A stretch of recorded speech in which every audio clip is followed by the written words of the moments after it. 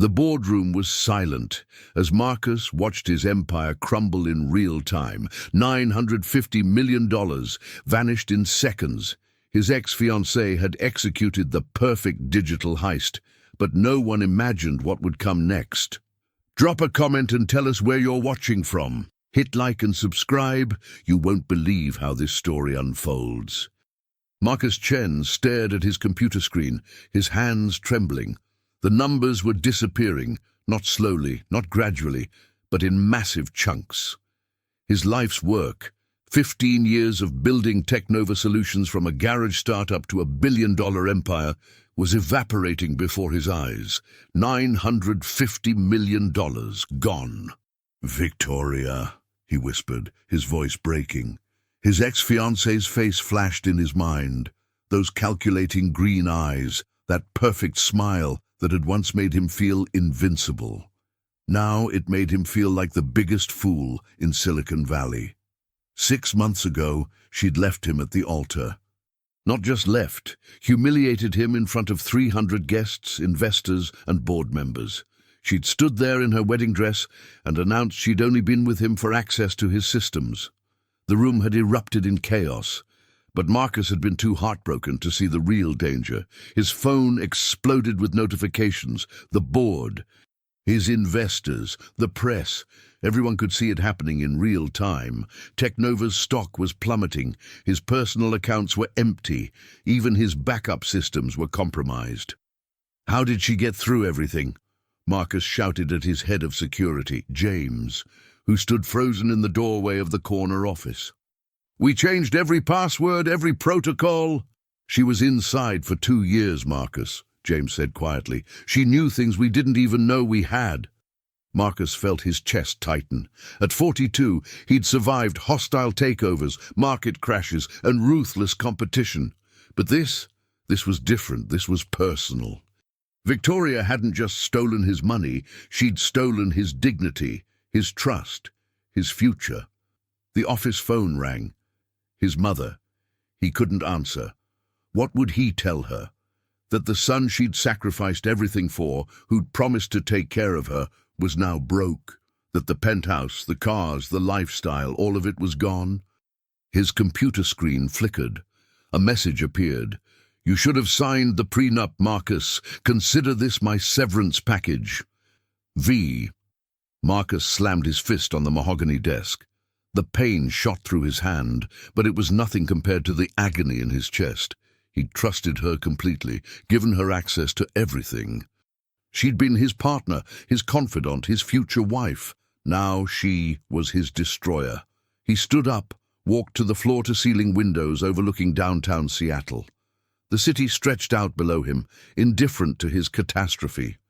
Somewhere out there, Victoria was probably laughing, probably already on a plane to a country with no extradition treaty. "Sir," James interrupted, "the FBI is on their way, and the board wants an emergency meeting in an hour." Marcus nodded numbly. An hour. What could he possibly say in an hour that would fix this? His phone buzzed again. A news alert. Technova CEO Marcus Chen loses fortune in massive cyberattack, ex-fiancée suspected. The humiliation was complete, and it was only just beginning. Marcus sat in the emergency board meeting, 20 pairs of eyes boring into him like lasers. The conference room felt suffocating despite its size. Walter Stevens, the lead investor and board chairman, stood at the head of the table, his face red with fury.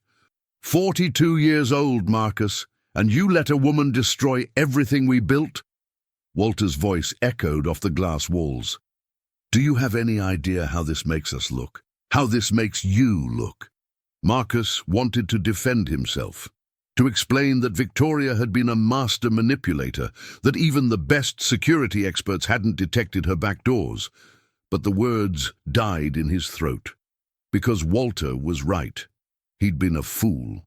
"The FBI says they're tracking her," Marcus offered weakly. "She's probably in the Cayman Islands, or probably." Another board member, Catherine Mills, cut him off. "Probably isn't good enough, Marcus. We have shareholders threatening lawsuits, clients pulling contracts. Our stock dropped 42% in 6 hours. Marcus flinched at the number. 42%. The same as his age. It felt like a cruel cosmic joke. "I'm offering my resignation," Marcus said suddenly. The room went silent. "Effective immediately. I'll do whatever it takes to make this right." Walter laughed, but there was no humor in it. "Your resignation? Marcus, you own 40% of this company. You can't just walk away. Besides, who would even want this mess now?" The meeting dragged on for 3 hours. 3 hours of accusations, blame, and contingency plans that all sounded equally hopeless. By the time Marcus left, it was past midnight. The building was empty, except for security guards who now looked at him with pity instead of respect. He took the elevator down to the parking garage, his mind numb. His Ferrari was gone, repossessed already apparently. His backup car, a modest Tesla, was all that remained. Even his driver had quit. Marcus sat in the car for 20 minutes, unable to turn the key. Where would he even go? The penthouse had been seized by creditors. His beach house in Malibu was part of the assets Victoria had somehow transferred to herself. His mother's house in Tacoma was too small, and he couldn't bear to face her yet. A light rain started falling, tapping against the windshield like tiny accusations. Marcus finally started the car and drove aimlessly through Seattle's empty streets. The city he'd once conquered now felt like a prison. At a red light, he saw a homeless man pushing a shopping cart. The man looked up at Marcus's Tesla and gave him a thumbs up, assuming anyone in such a car must be living the dream. Marcus almost laughed. In 48 hours, he might be pushing a cart too. His phone rang. Unknown number. He almost didn't answer, but something made him pick up. "Marcus Chen." A woman's voice, official sounding. "Yes." "This is Agent Sarah Morrison with the FBI. We need you to come to our field office immediately. We've found something." The FBI field office was cold and sterile, nothing like the warm, modern spaces Marcus was used to. Agent Morrison led him into a small conference room where another agent, a tall man named Rodriguez, was waiting with a laptop. "Mr. Chen," Morrison began, "we've been tracking Victoria Palmer's digital footprint since the attack began 12 hours ago. She's good, very good, but she made one mistake." Marcus leaned forward, hope flickering for the first time since this nightmare started. "What mistake?" Rodriguez turned the laptop around. "She accessed the transfers from 3 different locations simultaneously to avoid detection. 2 were VPNs, virtually untraceable. But one, for just 47 seconds, she used an unsecured connection. We traced it to an internet cafe in Prague." Prague. Marcus felt his stomach drop. "She's in the Czech Republic?" "Was," Morrison corrected. "By the time Czech authorities got there, she was gone, but she left something behind." She slid a photograph across the table. It showed Victoria at the cafe, her blonde hair now dyed black, wearing glasses she'd never needed, but it was definitely her. "That's not all," Rodriguez added. "We've found anomalies in the transfer patterns.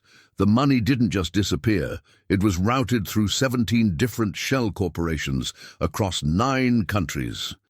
That level of sophistication suggests she didn't work alone." Marcus felt sick. "Who else?" "We're working on that. But Mr. Chen, I need you to understand something." Morrison's voice became grave. "This kind of operation? It takes months, maybe years to plan, which means Victoria was setting this up long before she left you at the altar. Possibly from the moment she met you." The words hit Marcus like a physical blow. Their entire relationship, 3 years of memories, laughter, intimacy, all of it had been a lie, a long, calculated con. "There's more," Rodriguez said quietly. "We found communications suggesting she's planning to sell your proprietary technology to competitors.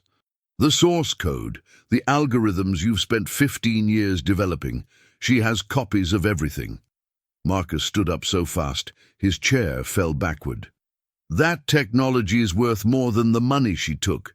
If it gets out, we know, Morrison interrupted. That's why we need your help. We need you to give us everything you know about Victoria. Every detail, no matter how small. For the next 6 hours, Marcus talked. He told them about how they'd met at a tech conference in San Francisco, how she'd seemed genuinely interested in his vision, how she'd slowly become indispensable to the company, how he'd fallen in love with her intelligence, her ambition, her passion. She played me perfectly, Marcus admitted as dawn broke through the office windows. I gave her everything. Marcus left the FBI office at 7 in the morning, exhausted and hollow. He had nowhere to go, so he drove to the only place that had ever felt like home, Technova's headquarters. But when he arrived, something was wrong. The main entrance was blocked by news vans. Reporters swarmed like locusts, cameras ready. Marcus tried to enter through the parking garage, but they'd found that too. Microphones were shoved in his face. Mr. Chen, is it true you're bankrupt? Marcus, did you know your fiancé was a criminal? Mr. Chen, sources say you're being sued by your own investors. James appeared from nowhere, physically pushing through the crowd to reach Marcus. Come on, this way. He led Marcus through a service entrance Marcus hadn't even known existed. Inside, the building felt different. Empty. Marcus checked his watch, 7:30 on a Tuesday morning. The place should be buzzing with engineers, developers, sales teams. Instead, it was like a ghost town. Where is everyone? Marcus asked. James looked uncomfortable. The board sent out a memo last night. All non-essential personnel are to work from home until further notice. They don't want employees talking to the press. Marcus felt his jaw clench. His company, his building, and now he needed special permission just to enter. He made his way to his office, but when he reached for the door handle, it didn't open. His key card had been deactivated. James awkwardly swiped his own card to let Marcus into his own office. The space felt violated. His personal items, the photos of his mother, the first $1 Technova ever earned, his MIT diploma, were packed in a cardboard box on the desk. His computer had been replaced. Even his coffee mug was gone. They're moving fast, James said quietly. Walter convinced the board you're a liability. They're voting on your removal as CEO this afternoon. Marcus sank into his chair, or rather what used to be his chair. After everything I built, after 15 years. They're scared, Marcus. The stock is still falling. 3 major clients cancelled contracts overnight. And there are rumors that Victoria's planning to release proprietary information unless you pay her another $200 million. $200 million? Marcus laughed bitterly. I don't have $200. His office phone rang. It was the front desk. Mr. Chen, there's a situation in the lobby. Security needs you immediately. Marcus and James rushed to the elevators. When the doors opened on the ground floor, Marcus froze. The lobby was in chaos. Security guards were surrounding something or someone near the reception desk. As Marcus pushed through the crowd, he saw her. A little girl, maybe 7 years old, wearing clothes that were torn and filthy.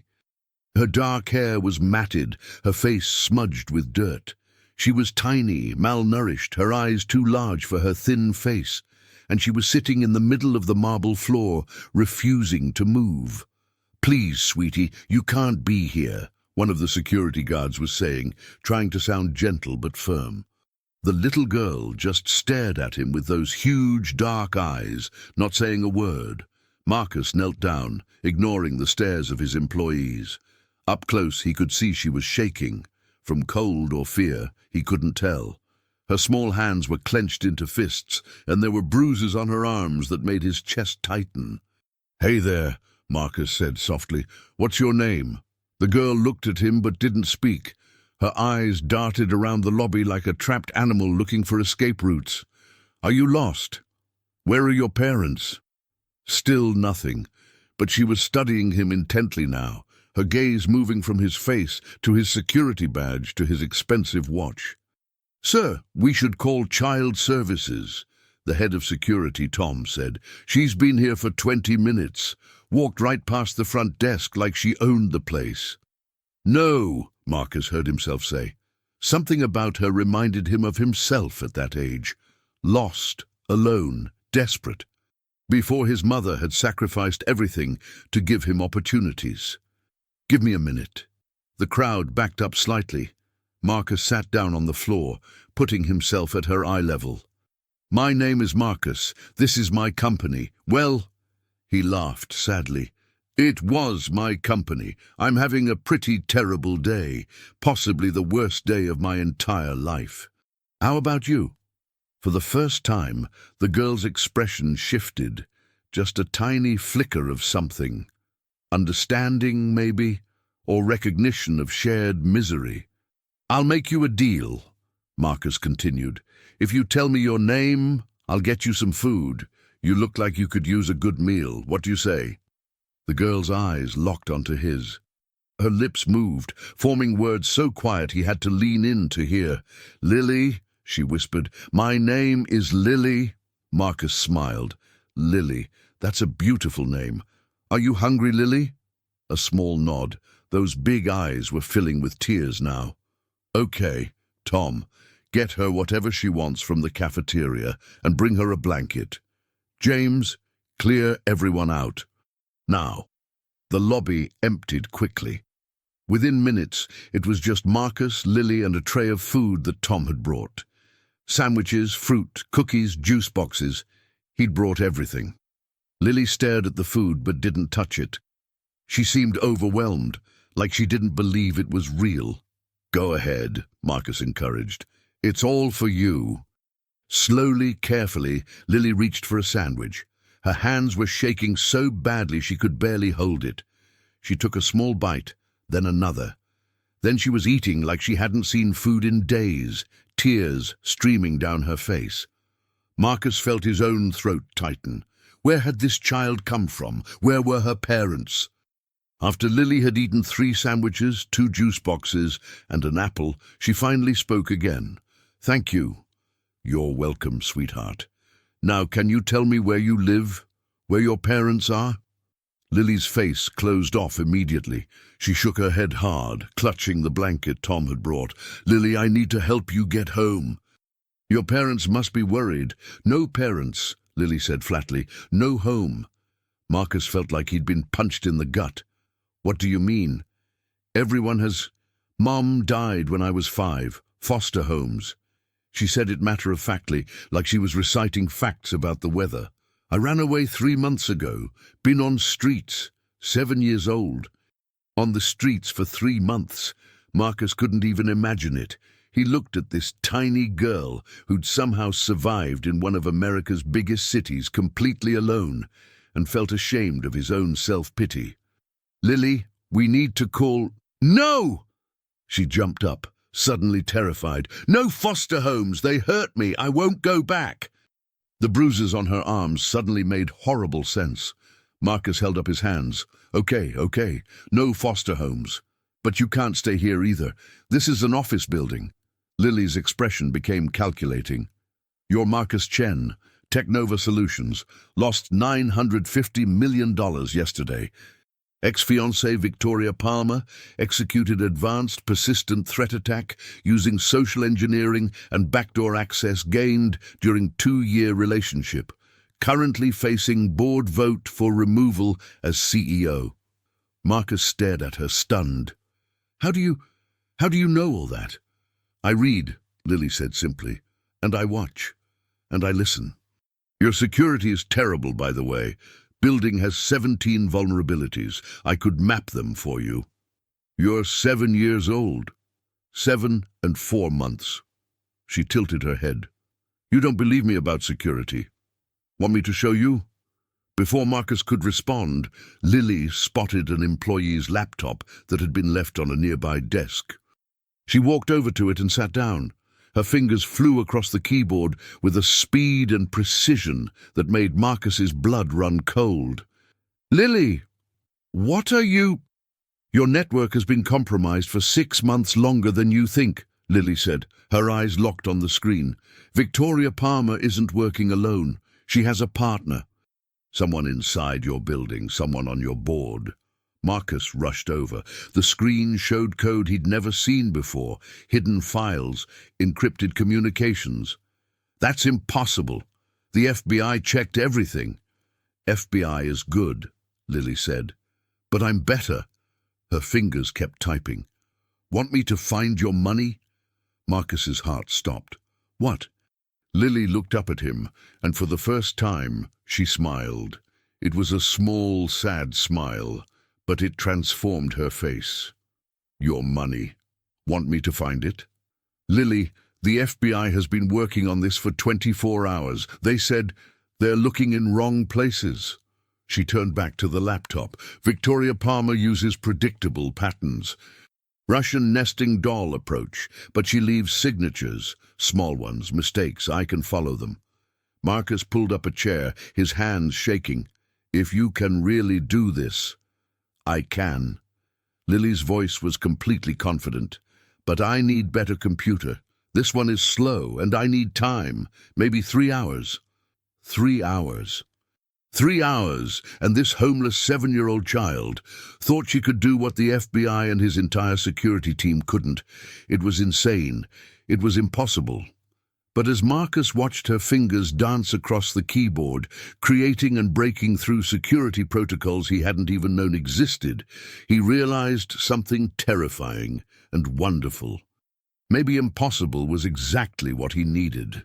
Marcus led Lily through the building's corridors to his office, the office that would probably be stripped from him in just a few hours.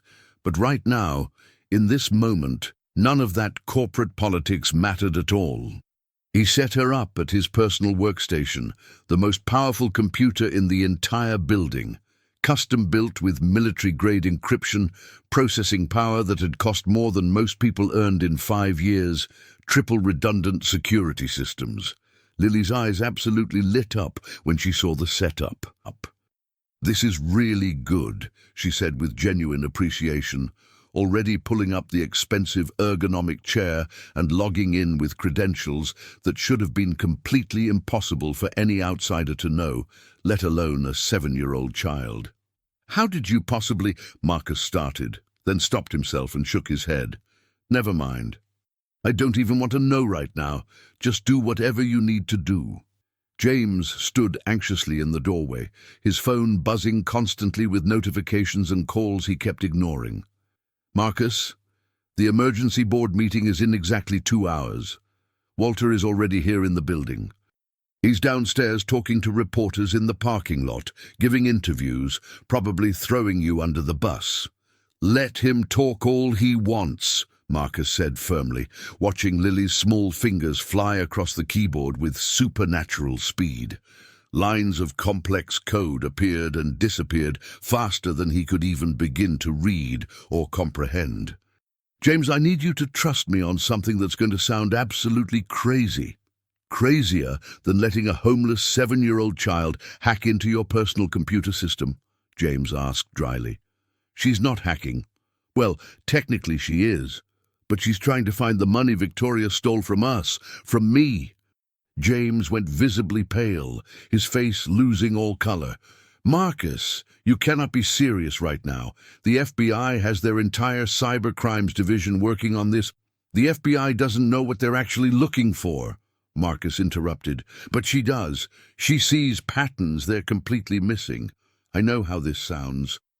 I know exactly how this looks to an outsider. But James, I've built my entire career on one skill, recognizing genius when I see it, even when it comes in unexpected packages. And I'm telling you, this child is a genuine genius, maybe the most naturally talented person I've ever encountered. Lily didn't look up from the rapidly scrolling screen, but Marcus saw a tiny, pleased smile flicker across her thin face. How long had it been since anyone had called her anything positive, since anyone had seen her as more than just a dirty, unwanted kid living on the streets, since anyone had recognized her intelligence instead of just seeing her as a problem to be solved? Found first layer, Lily suddenly announced with quiet confidence. Shell Corporation registered in Cayman Islands, exactly as I expected. Predictable pattern. Victoria thinks she's being clever and sophisticated, but she follows obvious patterns. Like she learned everything from textbooks and online tutorials instead of real-world experience. She's smart, but not creative. Marcus leaned over her shoulder, watching intently. The screen displayed financial records that should have been encrypted far beyond anyone's reach, protected by international banking security. How are you possibly accessing those files? Those are supposed to be completely secure. Backdoor I created 6 months ago, Lily said casually, as if she was discussing the weather. Lots of financial institutions think they have them. People believe they're secure, but they're really not. Security is mostly just an illusion that makes people feel safe. Everything can be broken into if you know exactly where to look and how to look. You created a backdoor into Cayman Island banking systems? James's voice was faint, shocked. That's incredibly illegal. You could go to prison for, so is stealing $950 million, Lily countered logically without looking up. Want me to stop what I'm doing? Absolutely not, Marcus said firmly, protectively. Keep going. Find everything. For the next 90 intense minutes, Marcus and James stood transfixed, watching Lily work her impossible magic. She moved through supposedly impenetrable layers of security like they simply didn't exist, following a digital trail that was completely invisible to everyone else who'd looked. She talked while she worked, explaining her complex process in surprisingly simple terms that somehow made the impossibly complicated seem almost obvious. Victoria's partner is leaving digital traces everywhere, Lily said, her eyes never leaving the screen. Small ones they think are hidden, tiny mistakes. They think they're being really careful, but they're actually sloppy. They're accessing sensitive files from inside this building. Same IP address every time, same physical machine, same login patterns. Her fingers suddenly paused mid-keystroke. Office is on 15th floor, northwest corner suite, executive level. Marcus felt his blood turn to absolute ice, his entire body going rigid. That's Walter Stevens's personal office. Walter Stevens, Lily confirmed calmly, pulling up detailed communication logs and encrypted email chains. Chairman of your board of directors. He's been communicating secretly with Victoria Palmer for 8 months minimum, probably longer. They planned absolutely everything together from the very beginning. This was never just her operation. James grabbed the back of Marcus's desk chair to physically steady himself, his knuckles white. Walter, but that's impossible. He's been with the company since the very first day. He's been Marcus's mentor and advisor for 15 years, Marcus finished, his voice completely hollow and dead. He was the very first person who believed in my vision, the first major investor who took a real chance on me when I was nobody. I trusted him like a father. He wanted more control, Lily said, still typing rapidly. Emails show he was angry and resentful. Felt like you got too much credit for company success. Felt like he deserved to own and run the company himself, not just invest in it. Victoria Palmer approached him 6 months before she even met you. They created the entire plan together. She was supposed to get close to you, gain complete access, and eventually destroy you so he could take over everything. The betrayal cut deeper than Victoria's had, slicing through Marcus like a knife. Walter had been like a father figure to him, had attended his mother's birthday parties and family gatherings, had given Marcus advice on everything from business strategy to personal relationships to life decisions. And all along, every single day for months, he'd been plotting to destroy him completely. Can you actually prove all this? Marcus asked, his voice shaking. Lily pulled up a comprehensive file folder. Everything you need. Emails, wire transfers, encrypted communication logs, meeting records. enough evidence to send them both to federal prison for 20 to 30 years minimum. Print absolutely everything, Marcus ordered. James, call Agent Morrison at the FBI right now. Tell her to get here immediately with her entire team and tell her to bring handcuffs. Lots of handcuffs. The board meeting never happened. Instead, exactly 38 minutes later, FBI agents stormed through Technova's headquarters like a military operation. Agent Morrison arrived with a full tactical response team, search warrants in hand, looking grimly satisfied. The expression on Walter's face when armed agents walked into his luxurious corner office would stay burned in Marcus's memory forever. "Marcus, what the hell is this?" Walter demanded, his usually commanding and authoritative tone faltering badly. "You can't just storm in here with federal agents and—" "You stole from me," Marcus said quietly, standing in the doorway of Walter's office with Lily slightly behind him. "You and Victoria. For at least 8 months, probably longer, you carefully planned to destroy everything I built, everything we built together." Walter's face went through several rapid expressions: surprise, fear, quick calculation, and finally cold, burning fury. "You can't prove anything, Marcus. You're grasping at straws because you're desperate." "Actually, we can prove everything," Agent Morrison said calmly, holding up her tablet showing Lily's meticulously organized findings. "We have detailed communication logs, wire transfers, encrypted messages, meeting records, everything. Mr. Stevens, you're under arrest for conspiracy to commit fraud, grand theft, corporate espionage, and wire fraud." As federal agents efficiently handcuffed Walter and read him his rights, he stared at Marcus with absolutely pure hatred burning in his eyes. "You think you've actually won something here? Victoria's already gone, disappeared completely. She took the money and vanished into thin air. You'll never find her, never get your money back." "Actually," a small, quiet voice said from behind Marcus, "I found her exact location 3 minutes ago." Everyone in the office turned simultaneously. Lily stood in the hallway, looking impossibly tiny, surrounded by FBI agents, tactical teams, and corporate executives in expensive suits. But her voice was perfectly steady and confident. "She's in Prague, Czech Republic. Hotel Amadeus, room 417. She checked in yesterday under the fake name Sarah Williams, but made a mistake, used a credit card directly linked to one of her shell corporations. She thinks she's completely safe, but she's not. Czech police can be there in 12 minutes if they leave immediately." Agent Morrison stared at Lily with undisguised amazement, then at Marcus with raised eyebrows. "Who exactly is this child?" "This," Marcus said, putting a protective hand on Lily's thin shoulder, "is the person who single-handedly saved my company and probably saved my life. Lily, this is Agent Morrison. She's going to need all those files you found." "Already sent everything," Lily said matter-of-factly, "to her secure FBI email address 27 minutes ago, all properly organized and labeled." Morrison checked her phone and her eyes went wide with shock. "How did you? These files are classified as... How did a 7-year-old child?" "I'm very good with computers," Lily said simply. "Better than most adults." The next several hours were absolute chaos. Czech authorities raided Victoria's hotel and arrested her as she was preparing to flee to Russia.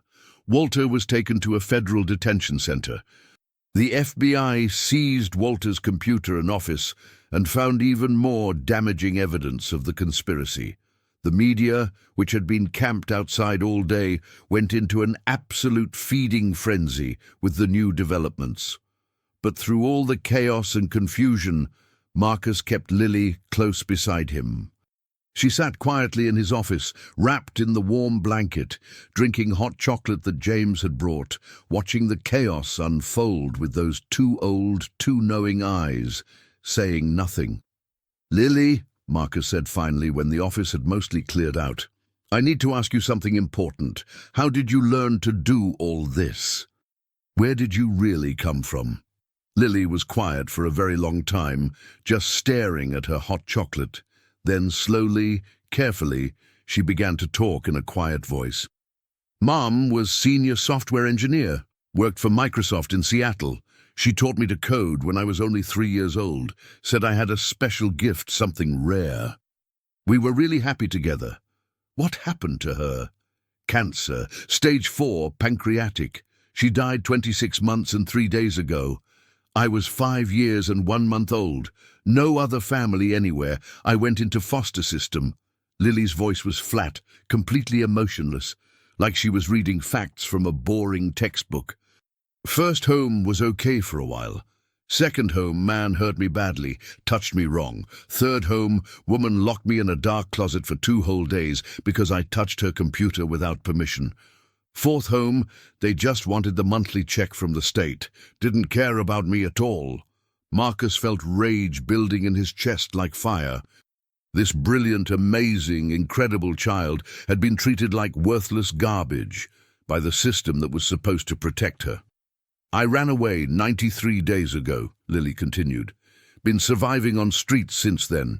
Sleep in public library during day when it's warm and safe. Learn everything I can from books and computers.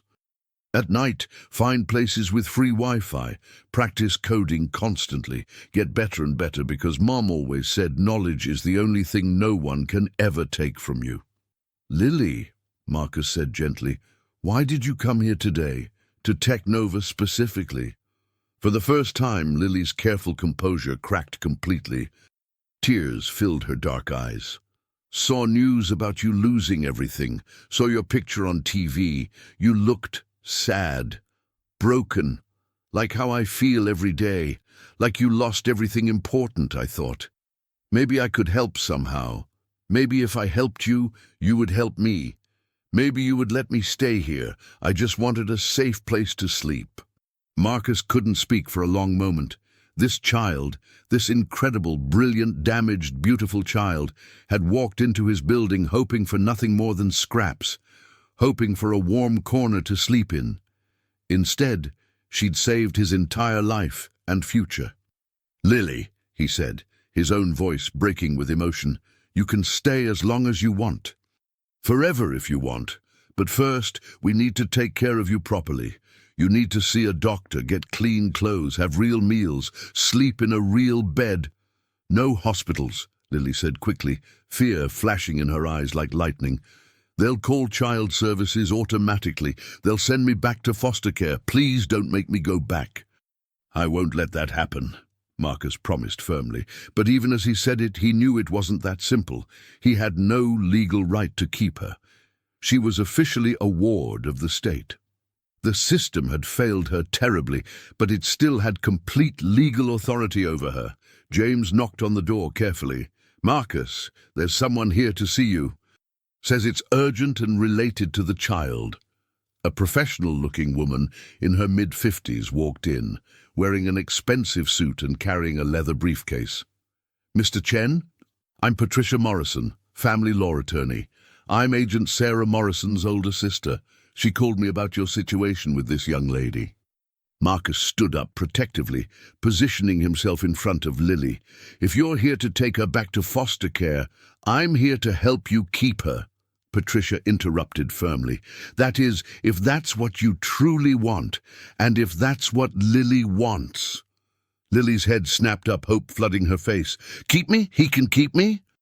Patricia sat down professionally, her expression kind but serious.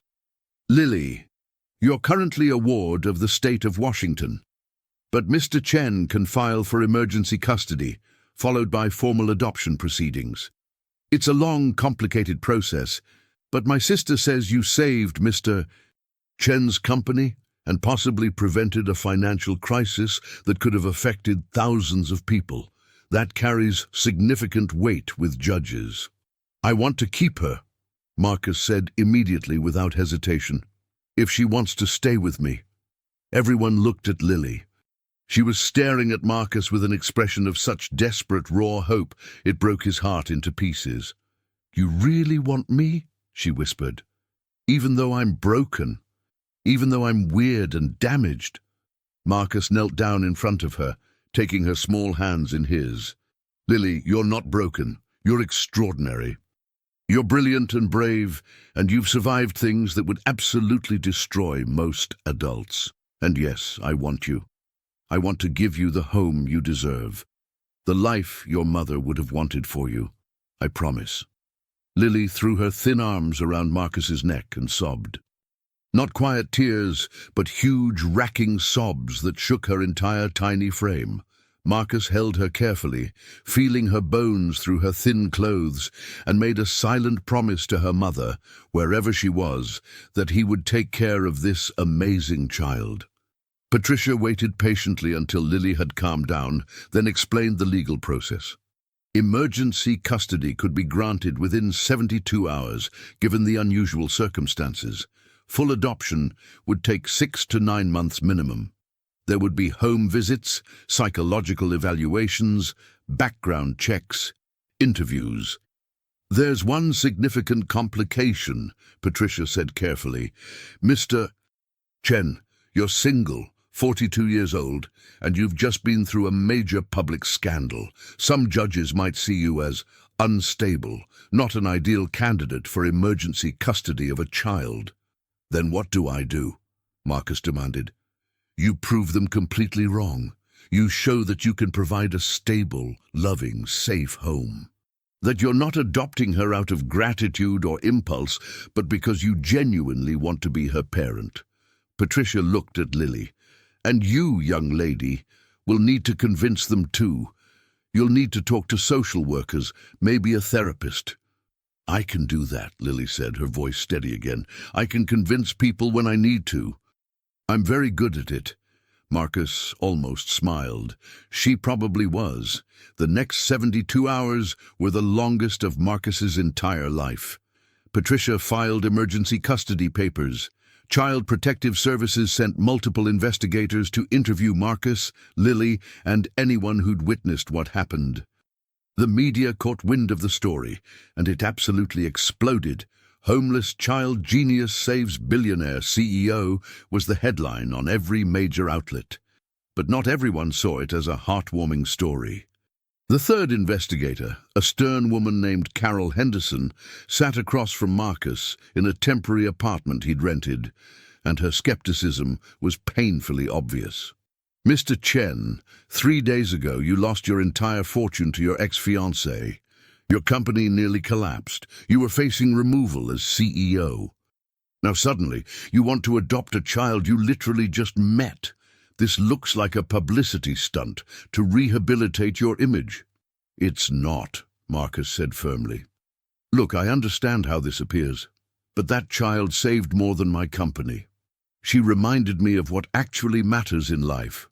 My whole life, I've been obsessively chasing success, money, status, recognition, and it all disappeared in seconds. But Lily, her brilliance, her courage, her heart, that's real, that's permanent." "You're emotionally vulnerable right now," Carol said. "You're grateful to her for helping you. That's not the same as wanting to be a parent."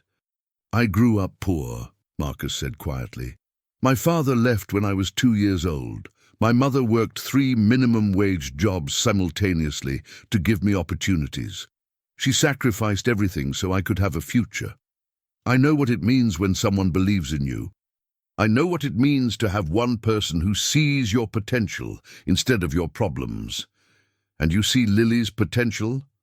I see a 7-year-old child who taught herself advanced coding while living on the streets, who survived abuse and abandonment and came out the other side still capable of compassion and kindness.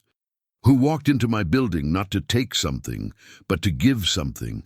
Yes, I see her potential, but more than that, I see her, and she deserves someone who truly sees her."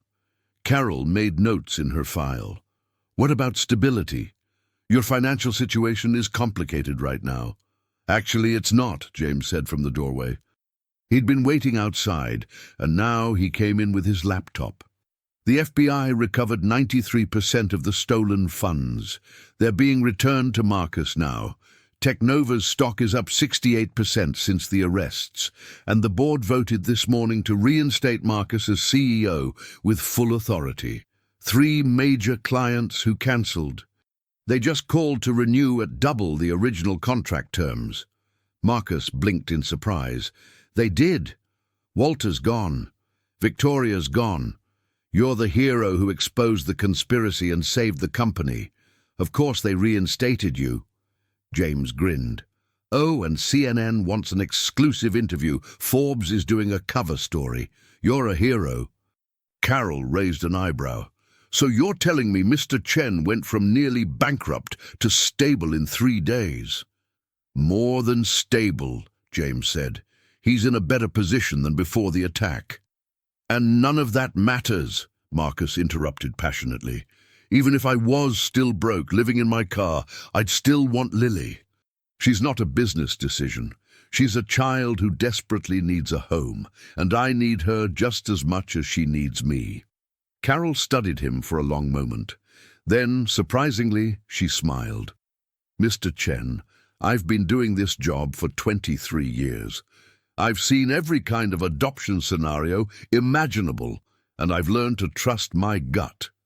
My gut says you mean what you're saying. She stood up. I'm recommending emergency custody be granted. But Mr. Chen, if you hurt that child, if you fail her, I will personally make sure you regret it. Fair enough, Marcus said. You won't have to. 2 hours later, Patricia called with the news.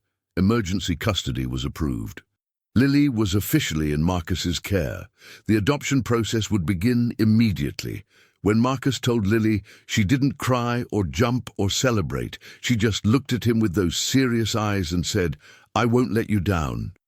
You couldn't possibly, Marcus said. You've already given me more than you know. But 3 days later, everything changed. Patricia called Marcus to her office urgently. She had documents spread across her desk, and her expression was grave. Marcus, we ran a standard DNA test as part of the adoption process. It's routine. But the results... She slid the document across. You need to see this. Marcus stared at the paper. The words blurred. This isn't possible. We ran it 3 times, Patricia said gently. The results are definitive. Marcus, Lily is your biological daughter. Marcus couldn't breathe.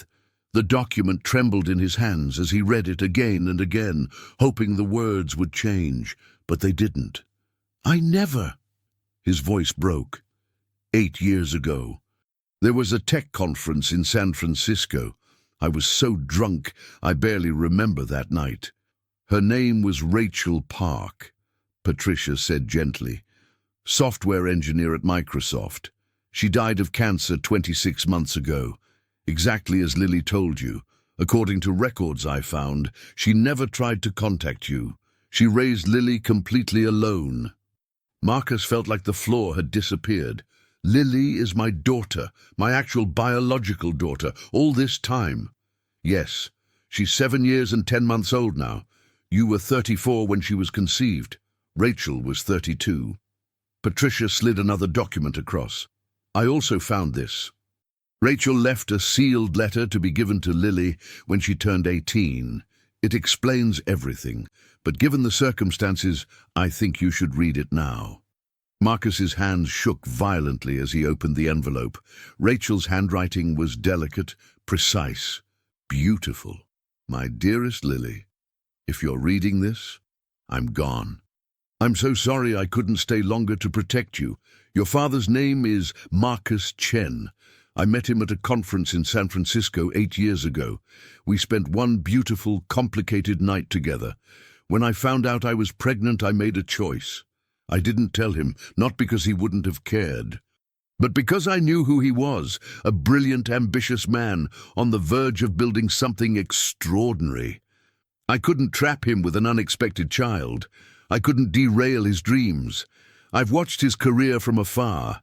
Watched him build Technova into something amazing. I was right about his potential, but Lily, I was wrong to keep you from him. I see that now. If something happens to me before you're grown, find him. Tell him who you are. He deserves to know you, and you deserve to know your father. You are so much like him, my brilliant girl. The same mind, the same passion, the same determination. You're the best parts of both of us. Be brave, my love. Be brilliant. And know that I loved you more than life itself, forever your mother, Rachel. Marcus couldn't breathe, couldn't think. The letter blurred through his tears. All this time, Lily had been his daughter, his child. She'd been suffering on the streets, alone and abandoned, while he'd been building his empire, oblivious. She knew, Marcus said suddenly. Lily knew the truth. That's why she came to Technova. She'd read her mother's letter. She found me on purpose. I believe so, Patricia said, though she hasn't said anything. Perhaps she was afraid you'd reject her if you knew. Marcus stood up abruptly, the letter clutched in his hand. I need to talk to her, right now. He found Lily in the library of his new house, a real home now, warm and welcoming. She was curled up in the window seat, reading a book on quantum computing. She looked healthier now, her cheeks fuller, her eyes brighter. But when she saw his expression, she set the book down, and he saw fear flash across her face. You know, she said quietly. Marcus sat down next to her. You knew. All along you knew I was your father. Lily nodded, tears spilling down her cheeks. Mom left me the letter when she died. I memorized every single word. But when I came to Technova that day, I was so scared. What if you didn't want me? What if knowing the truth made you send me away? So I didn't say anything, I thought if I could just be helpful enough, smart enough, maybe you'd keep me even without knowing.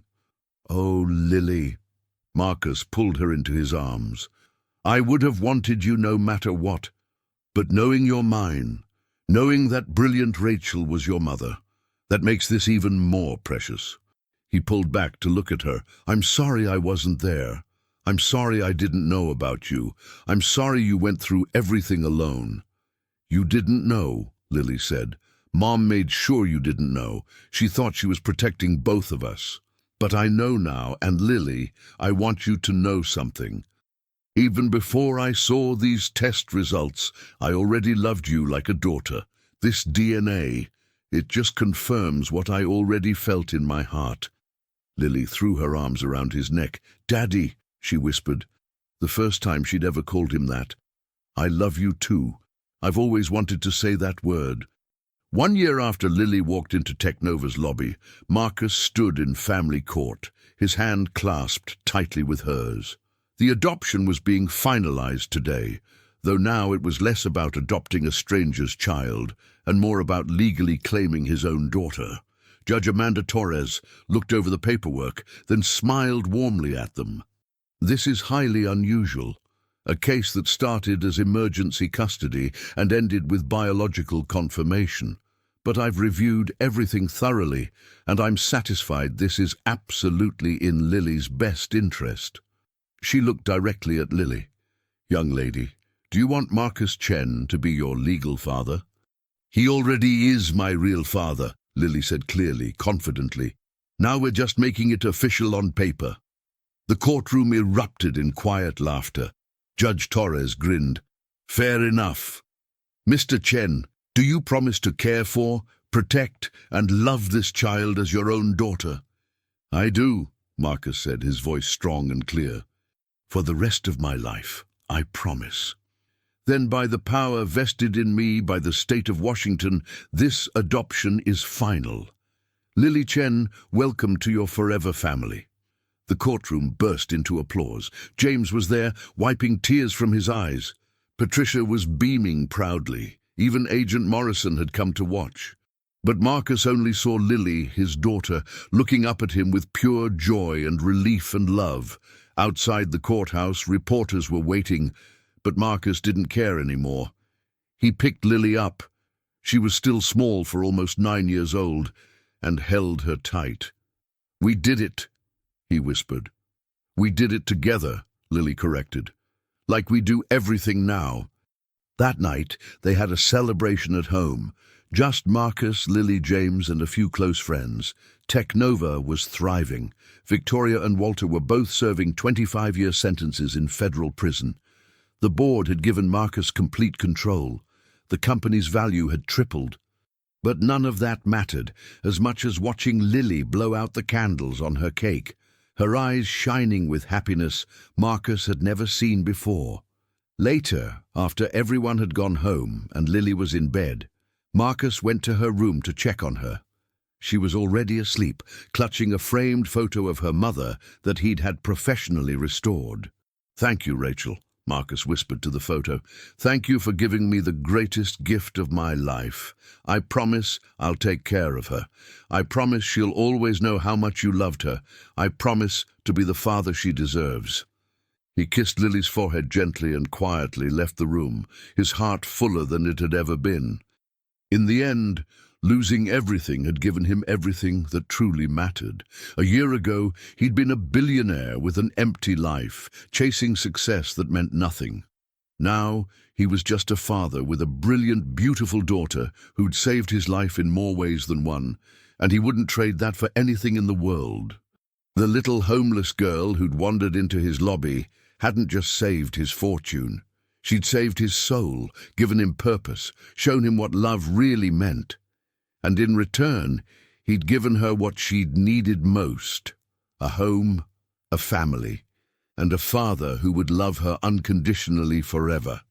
Some miracles come in unexpected packages, and sometimes the smallest hands hold the biggest answers. Marcus turned off the lights and smiled. Tomorrow, Lily had asked to start working on a new project at Technova. Something about improving cybersecurity for foster care systems nationwide to help protect other vulnerable kids like she'd been. Of course, she wanted to help others. That's who she was. That's who she'd always been. His daughter, his miracle, his Lily. And this was just the beginning of their beautiful story together.